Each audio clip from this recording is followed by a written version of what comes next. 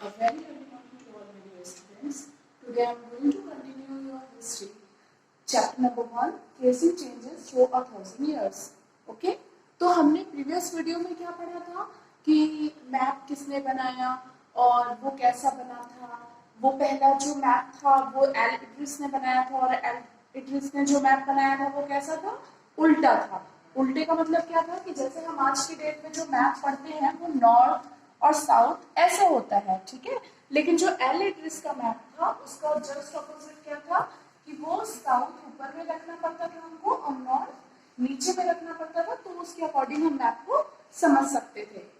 तो और उसके बाद जो दूसरा मैप इन्वेंटेड हुआ हमने उसके बारे में भी रीड किया था. फिर वो थोड़ा इम्प्रेसिव था और उसमें डायरेक्शन सही हुआ था. तो हम आज आगे कंटिन्यू करेंगे कि हिस्टोरियंस कैसे आगे और हिस्ट्री को सेव करने के लिए वो लोग क्या क्या करते थे. Okay, so now I am going to continue your classes. Continue. Historians use different types of sources to learn about the past depending upon the period of their study and the nature of their investigation. Investigation मतलब क्या होता है कि वो लोग जो खोजते हैं, जो सर्च करते हैं, वो इन्वेस्टिगेशन कहलाता है. तो मतलब हिस्टोरियंस क्या करते हैं, अलग अलग सोर्सेज से सीखते हैं और पास्ट के बारे में उसके बारे में इन्वेस्टिगेट करते हैं. Last year for example you read about the rulers of the Gupta dynasty. मतलब लास्ट ईयर आपने जो गुप्ता डायनेस्टी के बारे में पढ़ा है और हर्षवर्धन के बारे में पढ़ा है. In this book we will read about the following 1000 years from रफली 700 to 1750. हमने लास्ट टाइम पे क्या क्या पढ़ा था कि गुप्ता डायनेस्टी के बारे में पढ़ा था. आज हम लोग जो पढ़ेंगे वो 700 से आगे और 750 तक का इस बुक में रीड करेंगे. You will notice some continuity in the sources used by historians for the study of this period. आप देखेंगे कि यहाँ पे जो हिस्ट्री में जो हिस्टोरियंस यूज करते हैं वो एक कंटिन्यूटी में आता है. वो कंटिन्यूटी किससे होती है, वो स्टिल रिले करते हैं किससे किससे, कॉइन्स से. इंस्क्रिप्शंस मतलब जानते हो ना, जो शिलालेख होते हैं, जो पत्थरों पे खुदे होते हैं, उनको इंस्क्रिप्शंस बोलते हैं. आर्किटेक्चर क्या है, जो भी बिल्डिंग उस टाइम की बनी हुई थी, जो कंस्ट्रक्शन उस टाइम का था, वो आर्किटेक्चर कहलाता है. एंड टेक्सचुअल रिकॉर्ड्स मतलब जो टेक्स्ट में लिखा हुआ है, जो इंफॉर्मेशन में है. But there is also considerable discontinuity. पर ये फिर भी क्या हो जाता है, कंसिडर करता है डिसकंटिन्यूटी को. कभी कभी ये कंटिन्यू नहीं हो पाता है. The number and variety of textual records increased dramatically during this period. और ये जो नंबर ऑफ रिकॉर्ड्स थे टेक्सचुअल रिकॉर्ड्स के, वो सडनली क्या हुए, ड्रामेटिकली इंक्रीज होने लग गए. ओके,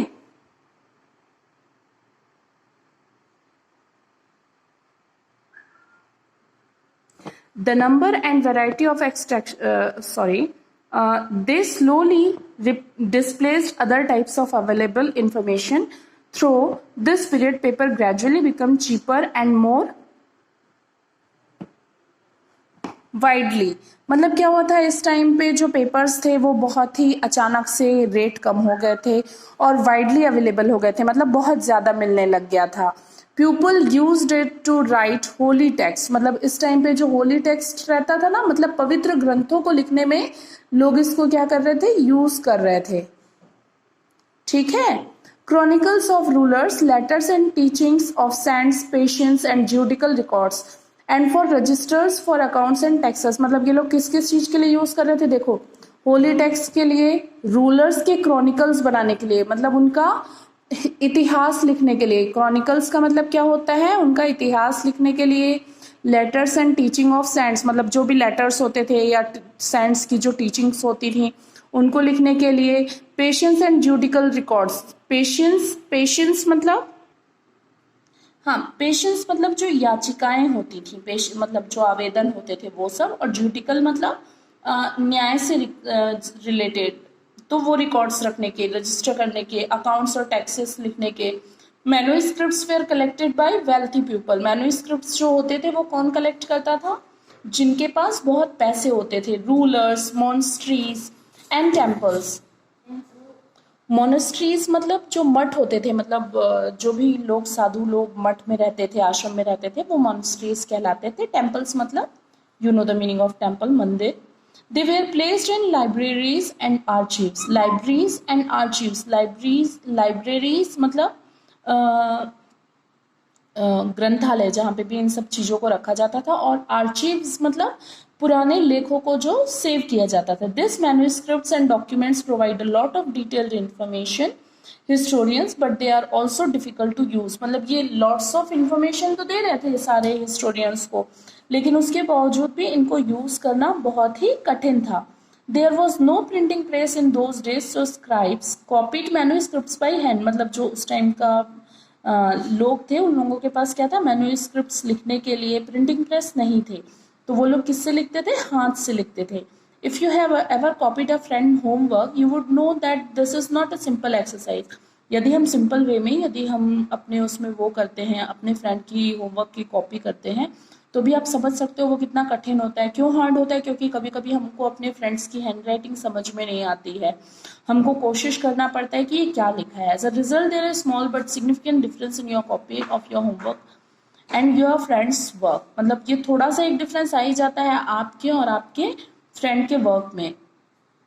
तो manuscript copying are somewhat similar as scribes copied manuscripts. They also introduce small changes, a word here, sentence there.